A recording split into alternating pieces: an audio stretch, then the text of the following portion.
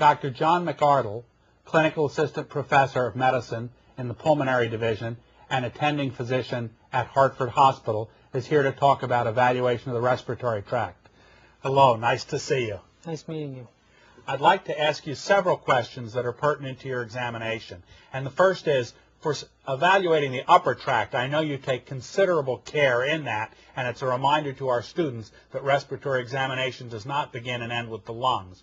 Is it desirable to evaluate sinus transillumination in a darkened room?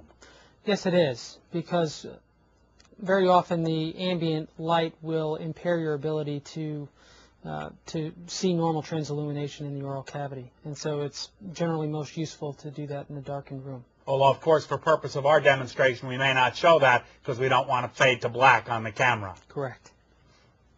For years, it's been taught that the chest radiograph may remain normal in the first day or two of pneumonia when crackles are available on pulmonary auscultation. And it's often been taught as a victory for physical diagnosis, as though physical diagnosis were at war with technology rather than complementary technology. What is your experience with that phenomenon? It's fairly frequent that you'll see a patient who has a fever, purulent sputum production, and crackles on exam, and you'll get a radiograph that doesn't clearly define any intrapulmonary pathology. What we'll often do in that setting is treat the patient as though they have pneumonia.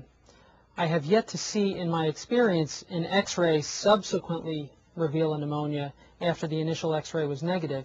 However, in a number of cases, we've seen patients who have subsequently gone on to get CAT scans in that setting who may have basilar infiltrates or infiltrates at the sulcus of the diaphragm, which were otherwise not accessible to the plain radiograph. Thank you so much. I'm looking forward to watching your pulmonary exam. You're quite welcome. Good afternoon, sir. Good afternoon. I'm Dr. McArdle, and I'm just here to perform a respiratory examination on you. If you just relax and as you are and breathe comfortably, okay? Okay.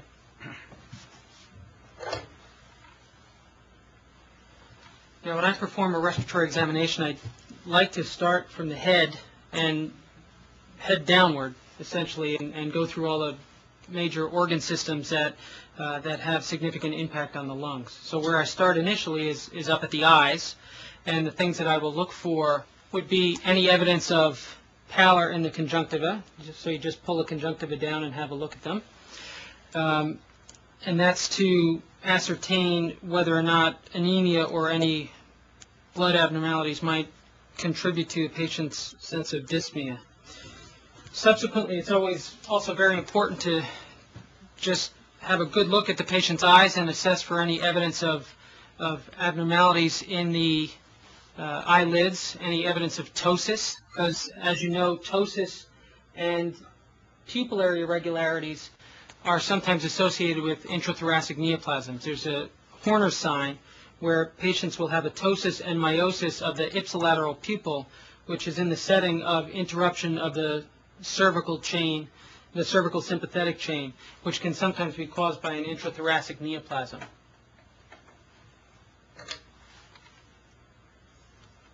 So after the cursory review of the eyes, I'd like to have a good look in the patient's nose. Could I have you lie back for me, sir? And the reason behind this is that a lot of intrapulmonary pathology, such as asthma or emphysema or other vasculitic disorders, are often accompanied with pathology in the nasal tree.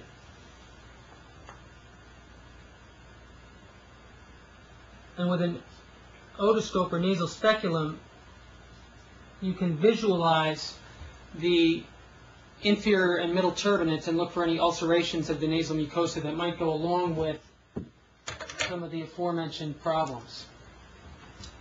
Likewise, palpation or percussion over the maxillary or frontal sinuses can be used in an effort to elicit tenderness or abnormal sensations in the sinus cavities.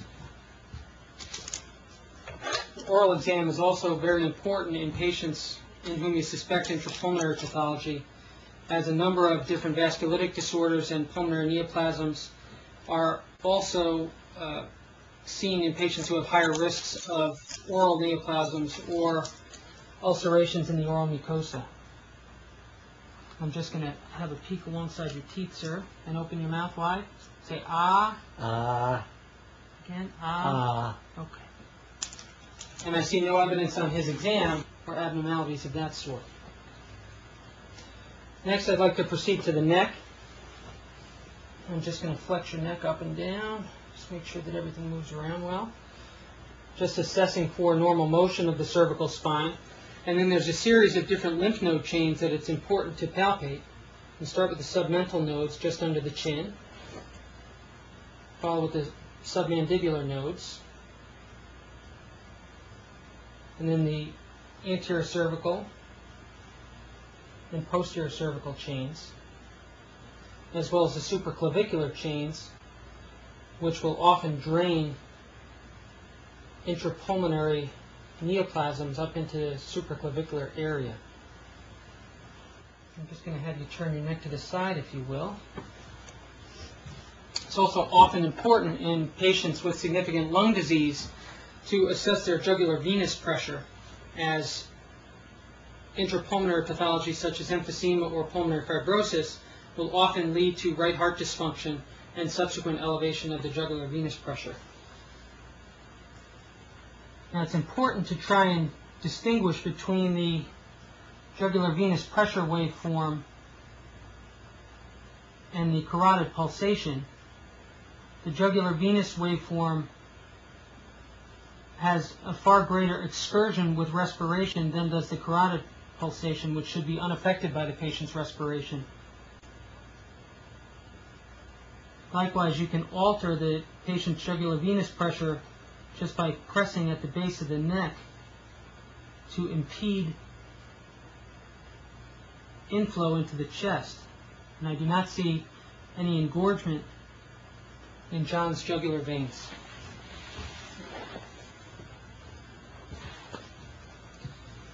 I'm just going to lift your chin, sir, and have a good look at your trachea. You always want to examine the trachea for midline position. You place your thumbs alongside the trachea, and can I have you bend your chin up a little bit further and just take some nice deep breaths. And as he's breathing comfortably, you want to assess whether there's any evidence of what we call a tracheal tug, whether the trachea is actually impinged by something in the thorax and gets tugged downward as he breathes, and his trachea does not get tugged while he breathes. Likewise, you want to assess for midline position of the trachea, because conditions that cause a shrinking of one side of the thoracic cavity will pull the trachea towards the ipsilateral side. So a condition such as severe lobar atelectasis, if he were to have a bronchogenic carcinoma obstructing his left mainstem bronchus, his entire hemithorax may collapse due to lack of aeration, and his trachea might be pulled over towards that side. You also might see in the setting of a tension pneumothorax where the contralateral chest fills up with air and the mediastinal structures get pushed away from the side of the pathology, the trachea might deviate away from that area. And so it's a useful sign assessing outside the chest cavity for any evidence of intrapulmonary pathology. Now, before I get to his chest itself, I'm just going to examine his nails, and what I want to look for is any evidence of clubbing. What you want to look for in the patient's nail beds is how brisk his capillary refill is, whether there's any evidence of cyanosis. The normal nail beds are somewhat pink in color, a bluish or a purplish hue would be suggestive of a very low oxygen level. You also want to look at the contour of the nail itself, because clubbing will very often lead to a rounded appearance to the nails. Now, not at all infrequently, patients will have a rounded appearance to their nails just as a normal variation. And one way that you can distinguish between that and pure clubbing is to ask the patient to actually put their thumbs or their fingers together and look for a space between their thumbs and fingers, if you could do that, sir. So it's not at all uncommon for some patients to have roundish appearing fingernails, and in order to distinguish that from true clubbing, it's often useful to have the patient put their first knuckle together and put their fingernails together. And in the non-clubbed patient, you should be able to see a space here. That's known as Shamrock sign. In the clubbed patient, you would see the fingernails together and diverge at the tip in the setting of true clubbing. And so you can see this nice space here between John's two fingernails that show that there's no clubbing present. And so John's nails are normal in appearance, a nice pink hue with good capillary refill and no clubbing.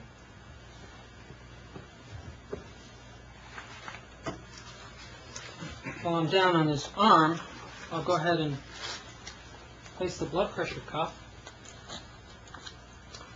And what I want to test for here is the presence of a pulsus paradox.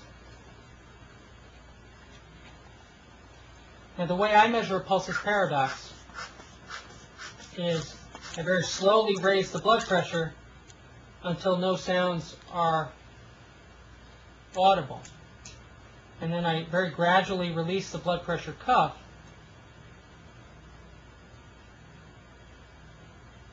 until I hear the first sounds.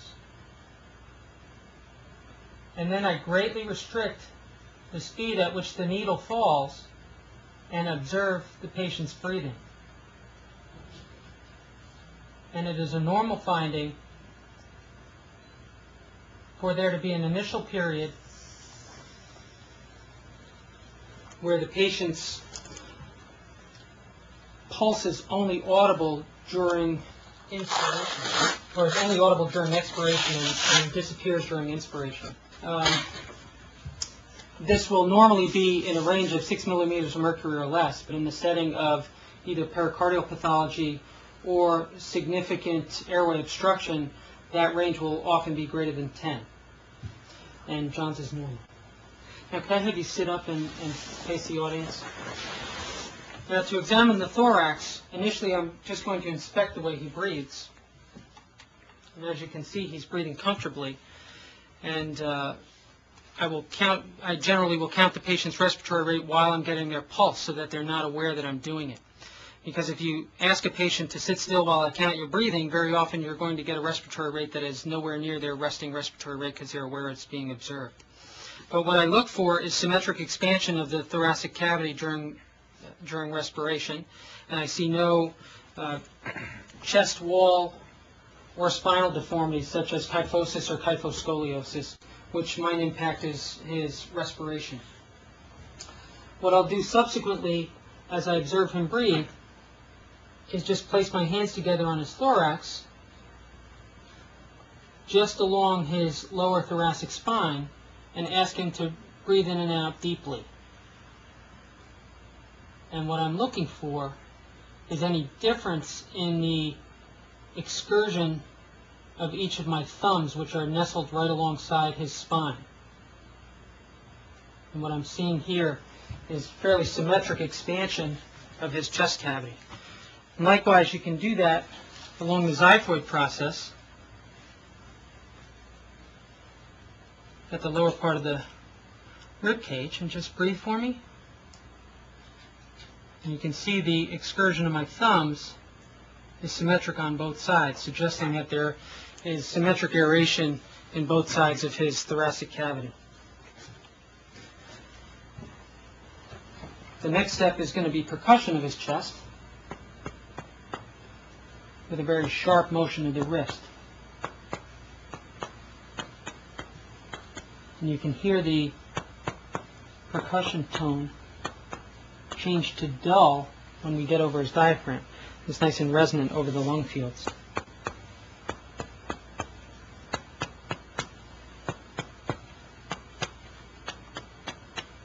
And so you can see this is right around the area where it turns dull. And you can measure the patient's chest excursion. What I'll do is ask John to take a nice deep breath in.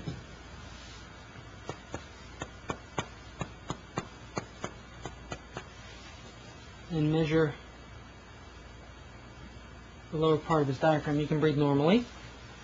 Just take a few nice gentle breaths for me. And then another deep breath in.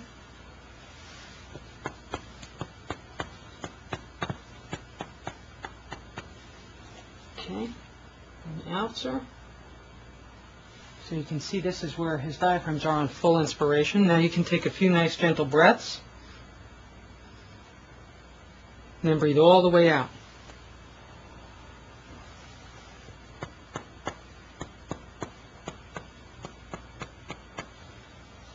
And you can see that the area of dullness moves up the thorax. Nice normal breathing.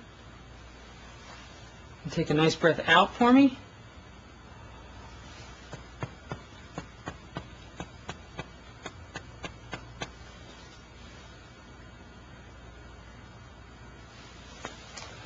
Then we can measure his diaphragmatic excursion. You can see just about 4 centimeters on each side, which is normal. And while I'm palpating John's chest, the other thing that I'll ask him to do is to just say the word 99 over and over. 99, 99, 99, 99, 99. And what I'm feeling for here, John, is a sound called fremetus, which is, again, 99, again, 99, which is a vibration through the thoracic cavity, which will sometimes be altered in the presence of fluid or consolidated lung.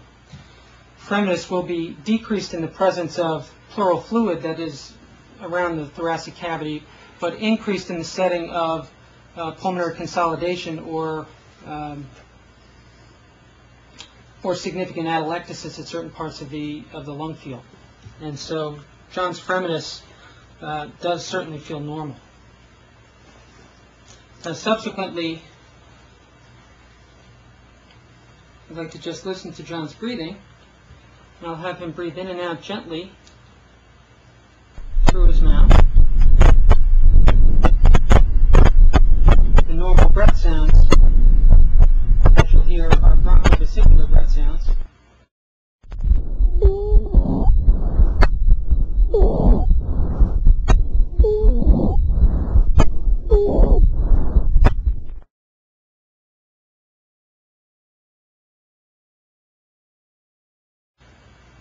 Abnormalities that you may hear during this portion of the examination would include rales or crackles,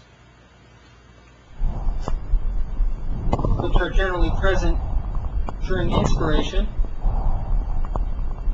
and which can occur either early and throughout inspiration or only late in inspiration. The coarser or lower pitch of sound, the more proximal in the airway tree the abnormality tends to be. And we tend to hear coarser sounding rales in conditions of severe pulmonary fibrosis or severe pulmonary edema, and finer rales you may hear in settings of atelectasis or in infiltrative disorders such as pneumonia. Now it's important to listen. I'm just going to have you do the same thing over all lung fields.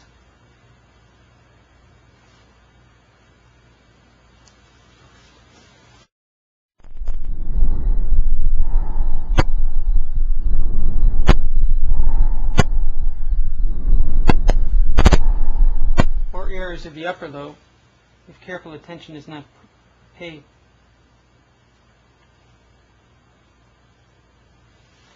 Besides crackles, other sounds that the clinician might be aware of would be rhonchi, which are sounds that tend to occur throughout inspiration and expiration and tend to represent material that is present in larger airways. So very frequently in hospitalized patients, people who are retaining their own secretions or who are unable to cough out secretions because they're so copious will have rhonchorous sounds, and those are very coarse sounds that are present throughout inspiration and expiration, and you'll often be able to hear them with the patient's mouth open from the mouth, which is very uncommon for you to hear rales through the patient's mouth without the aid of your stethoscope.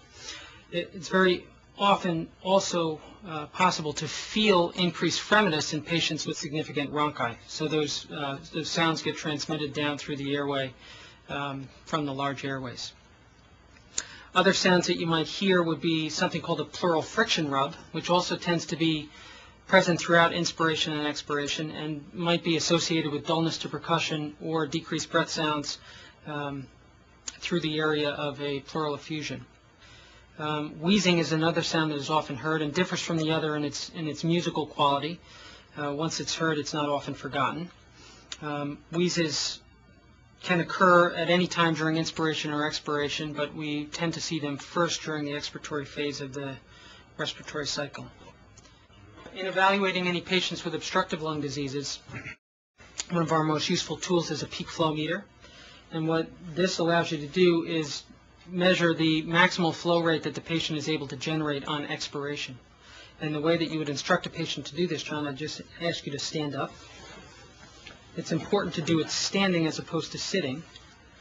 And what you'll do is you'll have the patient take a nice deep breath in, as deep as they can, put this in their mouth and blow out as hard and as fast as they can. You're looking for the maximal flow rate, and so you want them to blow out as hard and as fast as they can.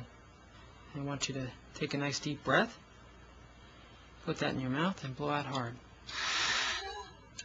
Now, what I would tell John looking at that effort is that to me it didn't look like, I just want you to imagine that you're turning 95 and you have a big birthday cake in front of you and you want to get all 95 candles blown out. And so you're going to blow as hard and as fast as you can, because the measurement of a peak flow is actually very important that the patient's effort be maximal. And John's effort to me did not look like as good as he would be able to do.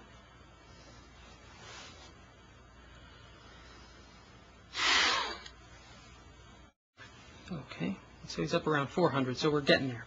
And what you'll generally ask the patient to do is to perform that 3 different times, and you'll take the highest number of the 3. Okay, very good. And those measures tend to be lower in patients who are in the setting of a significant asthma exacerbation or who have obstructive lung disease that is active at the time of the maneuver. And so it's a very useful tool in evaluating how active somebody's asthma might be. If you know what their normal peak flow rate is, you can see what kind of a decrement they have by performing that procedure at the bedside. I want to thank you for your time. Thank you. And I hope that wasn't too uncomfortable for Not you. bad at all. Okay, very good. Thanks.